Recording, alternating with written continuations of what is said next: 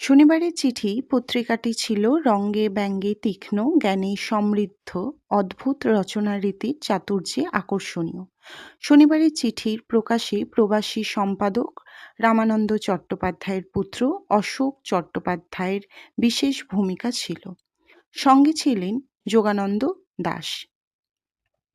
শনিবারের চিঠির প্রথম সংখ্যা প্রকাশ পায় 1924 খ্রিস্টাব্দে 26শে জুলাই শনিবার 10ই শ্রাবণ 1331।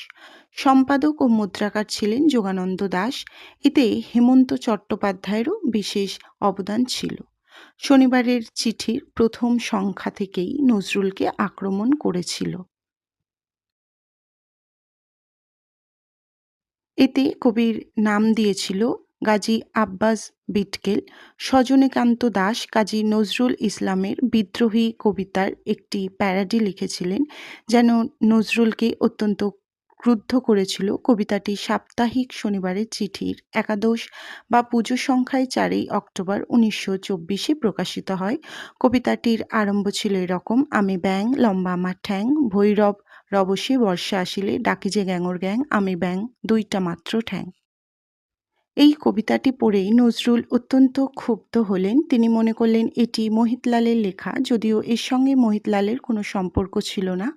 কিন্তু নজরুল তা না বুঝে মোহিতলালকে আক্রমণ করে একটা তীব্র কবিতা লিখলেন। নিরুপায় মোহিতলালও নিজেকে বাঁচাবার তাগিদে লিখলেন দ্রৌণ গুরু নামেই একটা কবিতা, যেটা শনিবারের চিঠির দ্বাদশ সংখ্যায় 8ই কার্তিক 1331 প্রকাশিত হয়। তারপর জমে উঠেছিল লড়াই।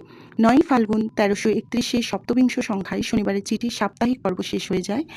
এরপর 1334 সালে 9 ভাদ্র মাসিক শনিবারের চিঠির জন্ম হয়। সম্পাদক ও মুদ্রাকার ও প্রকাশক যোগানন্দ দাশ, সজনীকান্ত তার সহকারী ছিলেন।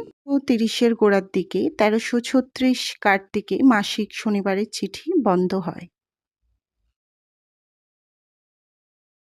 2 বছর পর আবার শনিবারের চিঠি প্রকাশিত হয় নিজেদের শনিরঞ্জন প্রেস থেকে।